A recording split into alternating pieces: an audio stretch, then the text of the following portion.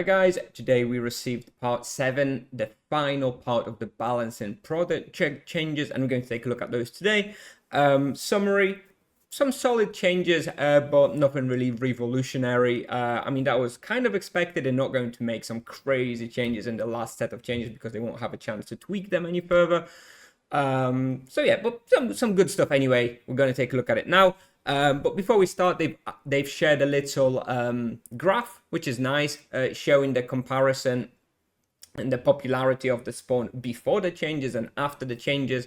And it's quite easy to see like the big winners of the rebalancing changes so far. You can see Yalahar's Cemetery Quarter gain loads in popularity. This is for the Grim Reapers. Those were some amazing changes. You can see Upper Roshamel went from being like not hunted like ever to being really popular. So yeah, that's great. I mean, it's a really good spot now with the increased density.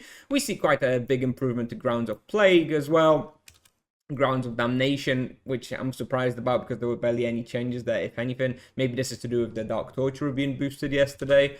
Let's see, we see a reasonable increase in like Medusa Tower, in like Warzone 5, Oramond Mountain Hideout. So, you can see the improvements that those spots have provided. One funny thing is you can see that the popularity of the Deep Desert actually went down, which is quite funny. You wouldn't really expect anything to go down after a buff. However, I don't really know why Deep Desert is so high up on this list anyway. I think it's because of PvP and maybe like it's near the Burster Spectres, so maybe that contributes to the perceived popularity of that area. I don't know how Tipsoft gathered this data, so I'm not sure about the Deep Desert. But anyway, it's quite funny that it actually went down in popularity in whatever metric it is that they use. But anyway, some cool data. Like I say, Yalhar, Grim Reapers, and Upper Roshamel look like the best improvement so far. Let's take a look at some of the changes from today. So first of all, we have some changes to Oramond Mountain Hideout Minotaur floor. And finally, because that place, I've been saying this for ages, that this place should be buffed because the density there was like non-existent. Honestly, there was like 2-3 monsters per pull. It was really awful. So I just wanted to check out. And indeed, they did increase the density, and it is better, but ultimately, my thoughts are that I don't really see who would hunt at what level. You've got 2 ranged monsters, which means that paladins aren't likely to hunt there. For mages, it's also kind of awkward. I think this place is mostly for EK solo. I don't know, maybe like a 200 EK, 250 EK could maybe make some reasonable numbers here. But I think the key highlight of these changes are that now the Minotaur Amazon Bestiary is actually kind of doable. I was on pace for about 300 per hour on my 500 EK. So this Bestiary is kind of doable finally. And there's a lot of mutants, which means that the mutant horns maybe will be more accessible. And so the axe imbuement might go down in price a little bit. So those are sort of the key highlights of this place, but ultimately I think it's not really going to make this place that good. Moving on, we have some changes to Falcons. They've increased the experience of Falcons by like 5%, which is, I mean, great. I mean, Falcon experience was never really that great anyway, but it's a little bit better now. I know some mages still hunt Falcons, so they're going to be happy. And they apparently increased the density in the underground area. So this is the Oberon area. We've had a look on our Discord, and I think it doesn't look like anything crazy. Maybe they added like 2 or 3 monsters here and there.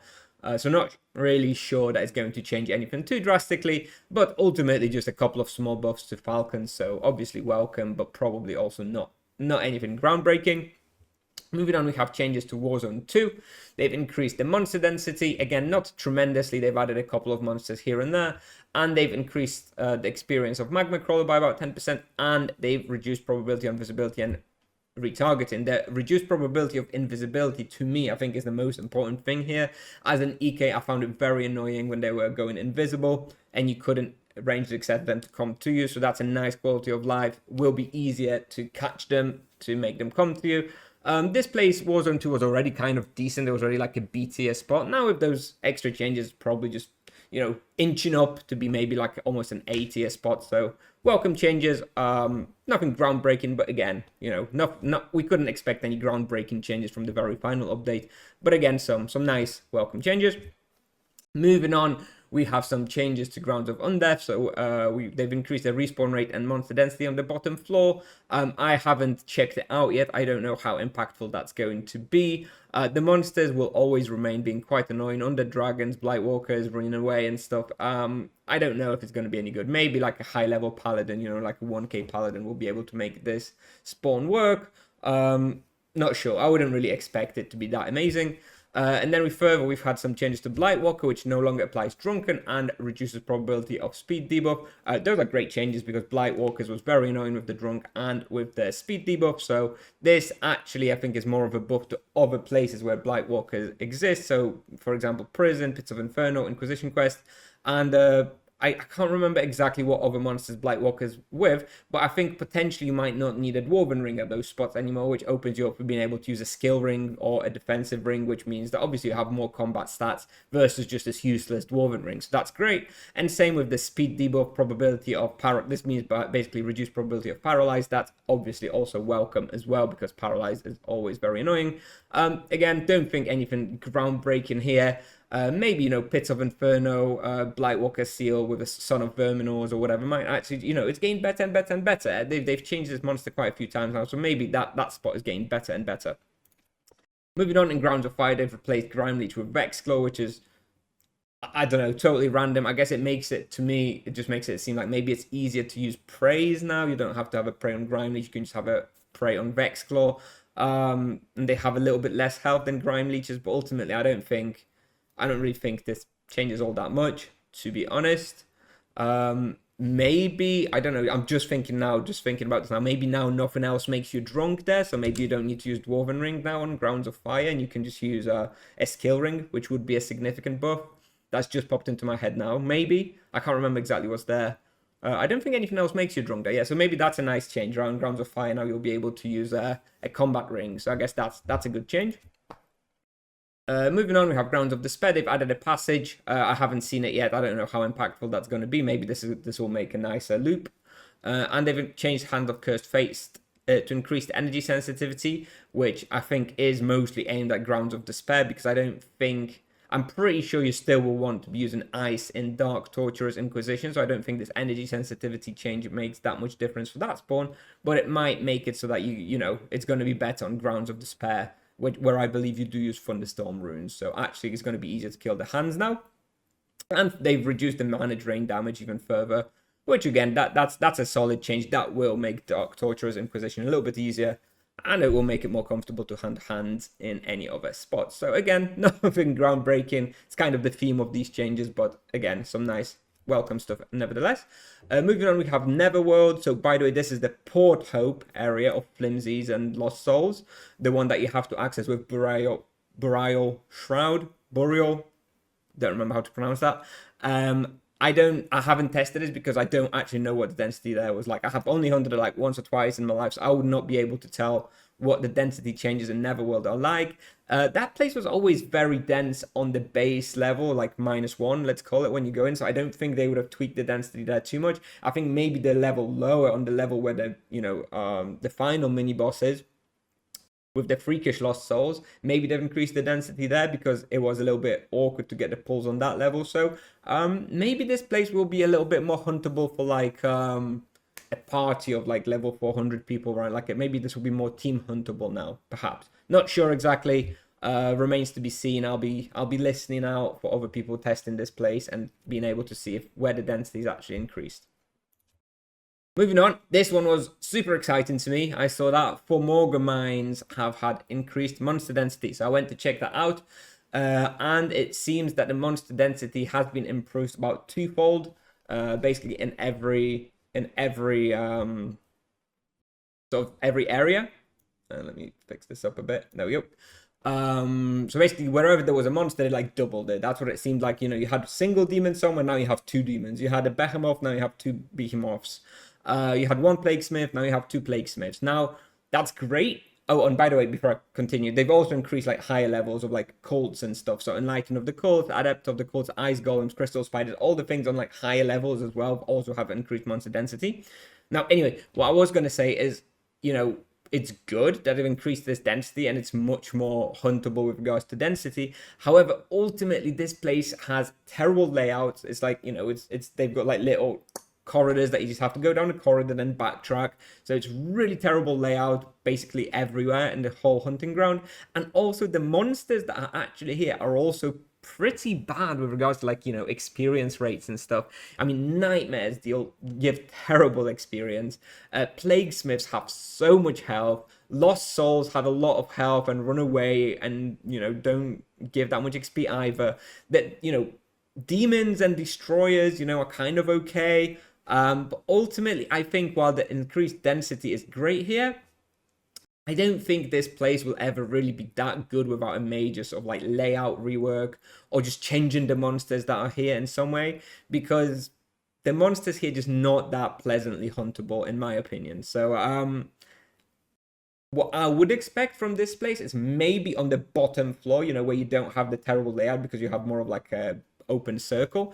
Maybe that place will be a little bit more huntable. Maybe like a level 200, 250 duo, something like that could hunt here. But then you have, like, you know, this place is very far to get to, so you have a massive way to get there. So that's kind of awkward. Maybe if like nightmares are boosted or destroyers are boosted or like plague smiths are boosted, maybe this place will be like B tier at that point. The only other thing I can also think of is if in Enlightened of the Cult, the blue, the biggest, the strongest cult is boosted. I think there are places here where you could really profit off of that. I mean, there were a certain corridors where you had like 20, 30 enlightens of the cult in like really small area. So if that monster's ever boosted, you could probably come here and make it work. But ultimately, you know, this is a really classic cult spawn and it's great that they're taking a look at it, but I just don't see it. Unfortunately, I just don't see it just based on the rates and the annoyingness of some of the monsters here.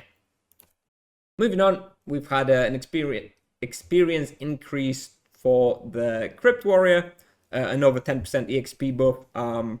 I don't know whether that's going to be enough. I mean, they tweaking it and it's getting better and better.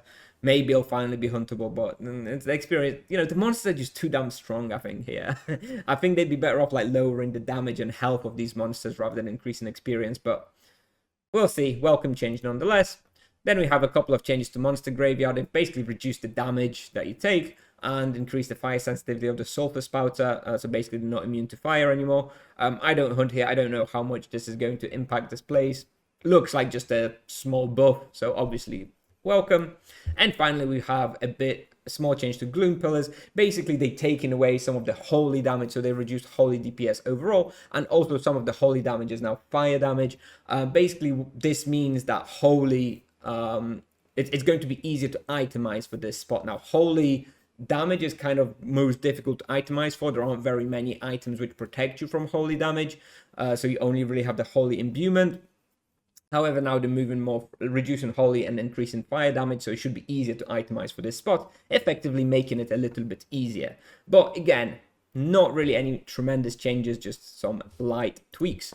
And that's everything from today. So yeah, ultimately, like I was saying, nothing major, nothing groundbreaking, but some welcome and nice changes in there. So I guess this will be my final video on the Balancing Project changes review. So I just wanted to do a quick shout out to Tipsoft and thank them very much for the effort in looking at some of these spots that really have never been that popular. So good to see some of this work. I hope this is not the last we see of it. I hope maybe they make this at least like a yearly thing. You know, once a year they commit a couple of months to rebalancing old grounds. That would be awesome. I really hope they do that.